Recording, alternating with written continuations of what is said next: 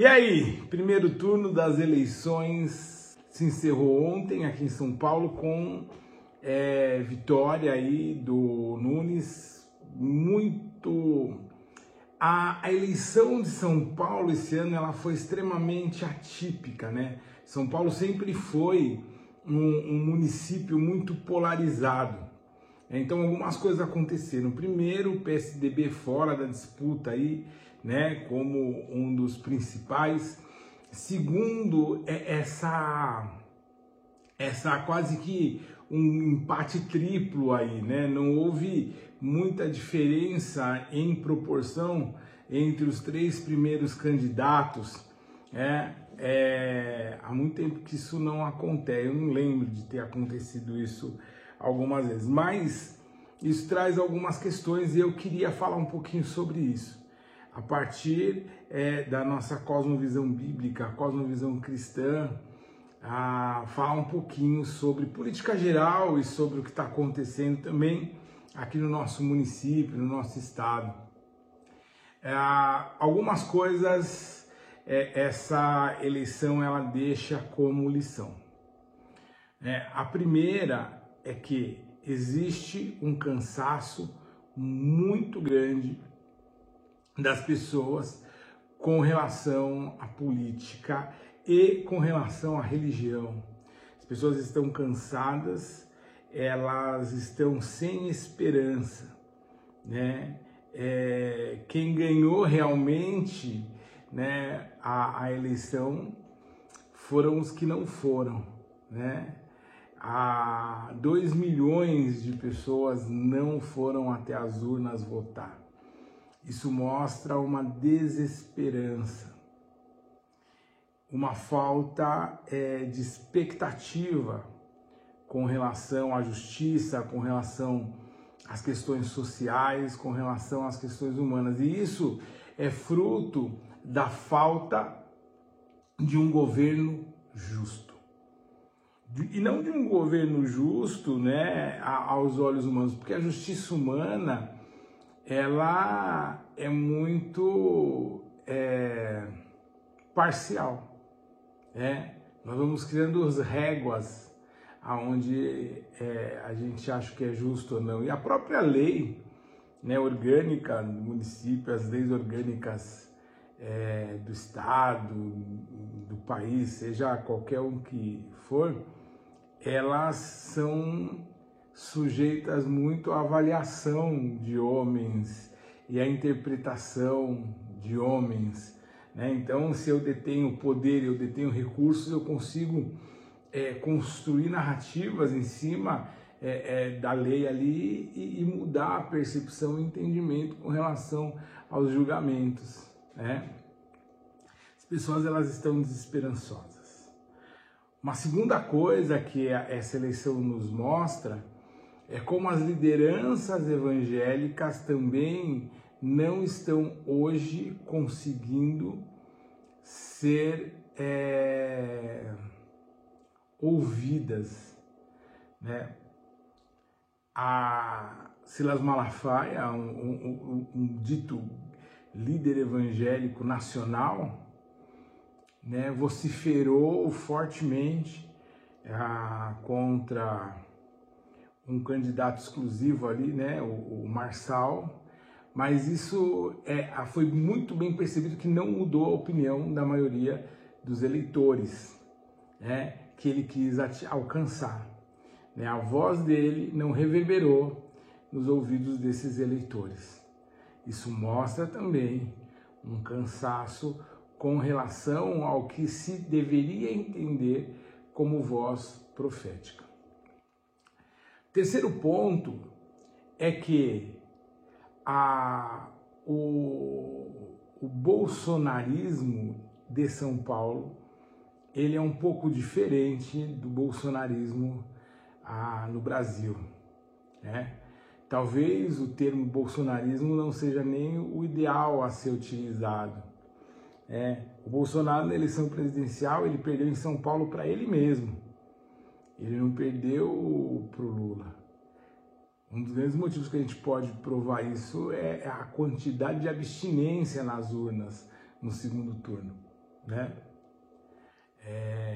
Isso demonstra que não queriam votar no PT nem no Bolsonaro. Uma outra coisa é que ele não consegue, por mais que ele ainda exerça um poder, uma certa liderança sobre um número de eleitores aí próximo a 30%, ele não consegue converter isso em votos. Os eleitores que votam no Bolsonaro, que entendem esse ideal bolsonarista, eles votam em candidatos que eles enxergam com a mesma narrativa, com a mesma visão, da mesma forma, mas ele não consegue, por exemplo, converter um voto em outra pessoa que ele deseja apoiar, né? Ele coloca ali o apoio dele ao Ricardo Nunes, ele não consegue converter. A gente vê pelo número de votos que o Marçal teve, que é mais ou menos o número, quase, né? O Bolsonaro tem em São Paulo uns 30% do eleitorado ali que são dele. E desses, cerca de 29% votaram no Marçal. E lembrando que boa parte desses 1% aí que sobraram, boa parte deles depositaram seus votos na Marina Helena, pois perceberam nela, né, uma característica ideológica mais próxima do pensamento deles. Posto isso, eu entendo que toda autoridade ela é constituída por Deus para a justiça ou para juízo. Eu tenho essa compreensão que Deus está sempre no controle de tudo. E aí eu queria ler alguns textos aqui. Tito, ele escreve o seguinte: lembre a todos que se sujeitam aos governantes e às autoridades, sejam obedientes, estejam sempre prontos a fazer tudo o que é bom. Não caluniem ninguém, sejam pacíficos, amáveis e mostrem sempre verdadeira mansidão para com todos os homens. Olha só, agora com esse entendimento que é posto, né, depois de tudo que eu falei, e lendo Tito aqui, perceba como também cristianismo, às vezes no discurso, difere do que nas atitudes, né? Tito fala, sujeito aos governantes e às autoridades, sejam obedientes. Então, olha que interessante, às vezes a gente vota errado e aí depois não quer se sujeitar a essas autoridades. Eu queria lembrar que aqui era uma época do Império Romano governava. Hoje nós vivemos um sistema republicano democrático, onde a gente pode votar, a gente pode exercer o direito de cidadão, mas com respeito, com obediência. Porque toda autoridade ela é constituída por Deus para justiça ou para juízo. Se nós temos vivido juízo a partir da autoridade que nos foi concebida, então a gente precisa olhar para a gente e falar hoje, o que está errado? Porque o governo, ele é uma radiografia do Estado. Estejam prontos a fazer tudo que é bom, não caluniem ninguém, sejam pacíficos, amáveis e mostrem sempre uma verdadeira mansidão para todos os homens. Olha só, voltando de novo, à questão das eleições e do pleito, muitos ditos cristãos, evangélicos e tal, ou não, mas cristãos, depositaram um voto no Marçal. E foi comprovado algumas mentiras dele durante a campanha. Ele não foi manso e nem pacificador em nenhum momento. Ou seja, suas atitudes eram incoerentes aos seus discursos.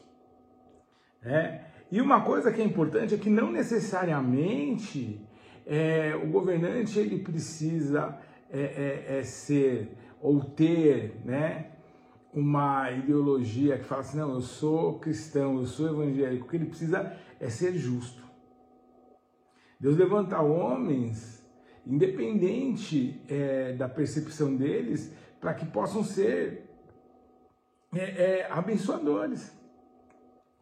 O rei Ciro, ele foi um dos reis mais ímpios que a história contou ali dos pérsias, né? Mais abominável, mas ele foi um rei que agiu com misericórdia e graça para o povo de Israel, e que foi 400 anos antes do nascimento de Ciro. Isaías faz uma profecia falando de Ciro, que Ciro ia ser responsável pela libertação do povo de Israel, e ele fala que ele tinha separado Ciro para isso. Então, o que a gente precisa sempre é fazer o que nos é de direito. Timóteo, ele fala o seguinte: antes de tudo, recomendo que façam súplicas, orações, intercessões e ações de graça por todos os homens, pelos reis e por todos que exercem autoridade, para que tenham uma vida tranquila e pacífica, com toda a piedade e dignidade. O que a igreja está disposta a fazer pela cidade? O que a igreja está disposta a fazer pelo Estado? O que a igreja está disposta a fazer pelo país? O grande problema é que hoje a igreja vai ficar na expectativa de alguém que faça. O que é trabalho da igreja? Tiago, ele fala que qual é o verdadeiro evangelho? Cuidar das viúvas, visitar os pobres nas suas necessidades, acolher o órfão e viver humildemente com Deus. Então, a gente está buscando salvadores da pátria. Cara, não existem salvadores da pátria. A gente está buscando criar uma ordem social que gere um paraíso na terra. E isso não vai acontecer antes que venha o dia do Senhor. E a nova Jerusalém desça do céu. Mas nós precisamos sim, como cristãos, sermos intercessores. Nós precisamos sim, como cristãos, sermos aqueles que levem a verdade. Olha só, o que traz o descrédito, por exemplo, para o Silas Malafaia? O fato dele tá pingando de galho em galho. Então ele já apoiou PT, ele já apoiou o PSDB, ele já apoiou PL, a PMDB, E aí a impressão que se tem, e que na verdade ele acaba sempre respingado por sujeiras que acontecem depois. O profeta de Deus, quando a gente olha os profetas, eles eram aqueles que eles estavam diante dos reis, que eles oravam pelos reis, eles intercediam pelos reis, mas eles eram aqueles que levavam a verdade para o rei, que confrontavam. Nós precisamos ser, diante das autoridades e governos, como o profeta Natan, como Jeremias, como Ezequiel, como Isaías. Nós somos peregrinos nessa terra, mas somos embaixadores do reino. E a nossa postura tem que ser íntegra, tem que ser sensata. Nós precisamos sim de homens de Deus que exerçam atividade política, porque nós precisamos de homens de Deus que estejam envolvidos em todas as atividades sociais, econômicas, políticas, culturais, para que nós possamos, através desses homens, através de nós, em todas as áreas de atuação que estivermos, levar e construir o reino do Senhor.